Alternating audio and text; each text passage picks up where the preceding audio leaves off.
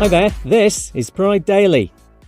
A Pride event's planned at one of Kenya's biggest refugee camps where LGBTQ+ people are persecuted. It's thought there are more than 1,000 at the Kakuma site. Organisers want the event to be a safe space to get together and build friendships. Amnesty International says queer hate crimes, including rape, are routine there. This gay refugee says it's brutal. Honestly speaking, we are in a situation that is very inhuman because of the homophobes.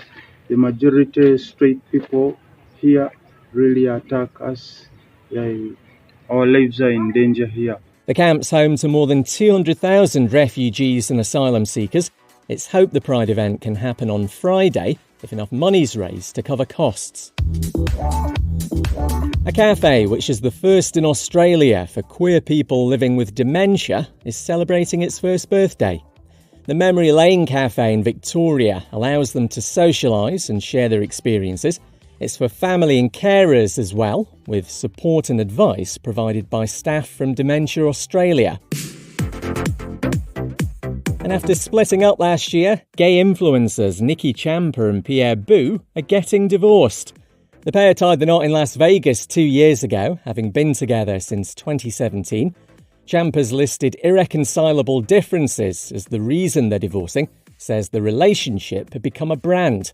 They've jointly got nearly 27 million followers on TikTok. J.K. Rowling's views on transgender people are being called somewhat ill-informed by a prominent gender surgeon. James Bellringer specialises in gender-affirming procedures for trans women in the UK. 59-year-old Rowling shared many opinions online, clearly has a lot of free time. She denies accusations of transphobia.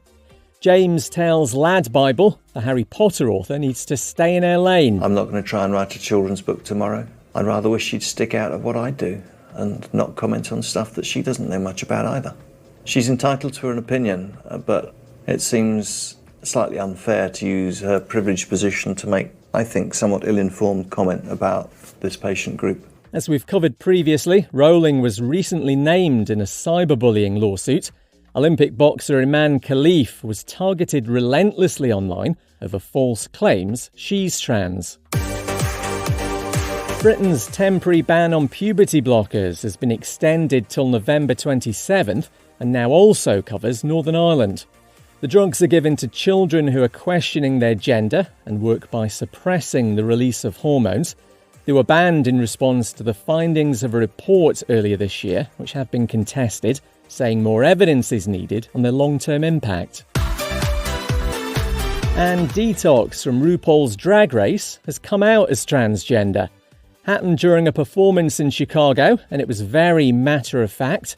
She changed the lyrics of a song to "I'm trans now" before just carrying on. Her pronouns on Instagram are now listed as she, they. Detox was part of a political event called Drag Pack, alongside Ben de la Creme, She's a Woman, and Lucy Stool. A transgender woman's won a discrimination case against a female-only social media app. Roxanne Tickle from New South Wales in Australia had been given membership of Giggle for Girls at first, but this was revoked after the app's CEO saw a photo of her and decided she was a man. Roxanne spoke outside court following the verdict. There is so much hate and bile cast on trans and gender diverse people simply because of who we are. I brought my case to show trans people that you can be brave and that you can stand up for yourself. Thanks to ABC News Australia for that. Roxanne described the verdict as healing. She's been awarded $10,000 Australian dollars plus costs. At least 5 gay men have been killed in Brazil since March after planning meetups on dating apps. Among them, 24-year-old Leo Nunes and Elieno Veggie Dumba, who was 35. Both were ambushed and shot after being conned by fake profiles. Dozens more victims say they've been robbed. And Barbara Butch, the French lesbian DJ, has carried the Paralympic torch in Paris. Very much an act of defiance after all the hate she got for being part of a drag reenactment of the Last Supper at the Olympics opening ceremony. But just before she carried the torch at a music event, Barbara insisted she chooses not to be afraid to exist in the public space.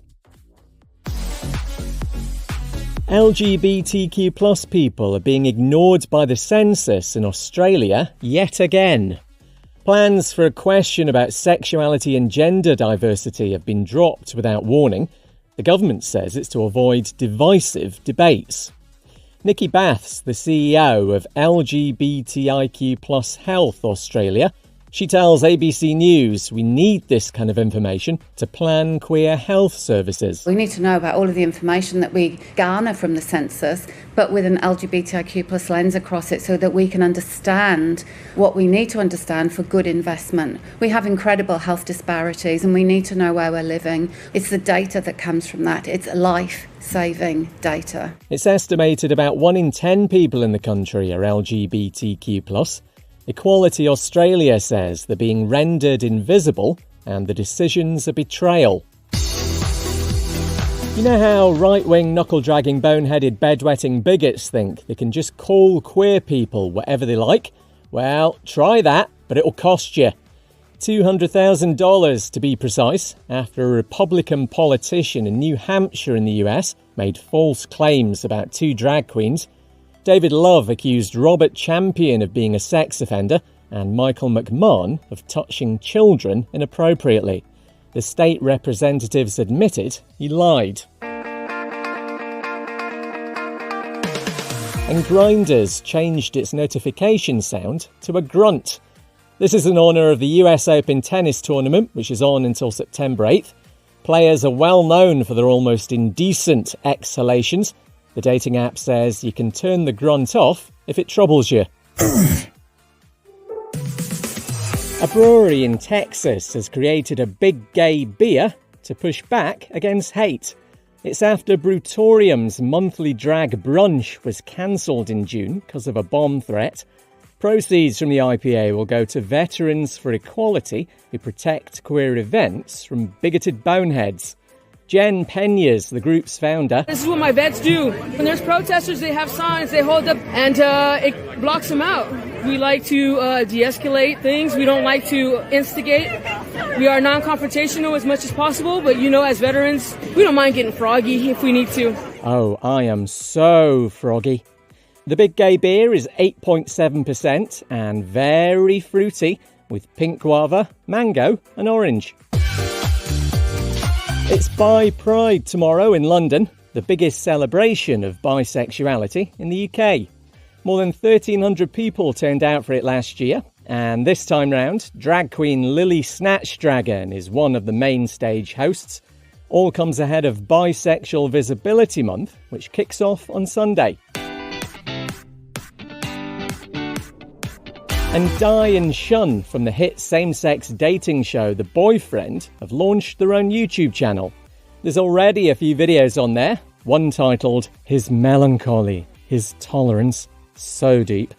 They got together on the Japanese Netflix series, which featured 9 young men looking for love. And here's how big the show blew up. Before the premiere last month, Di had about 9,000 Instagram followers. He's now got more than 710,000. I'm Kev McGrath. See you Monday.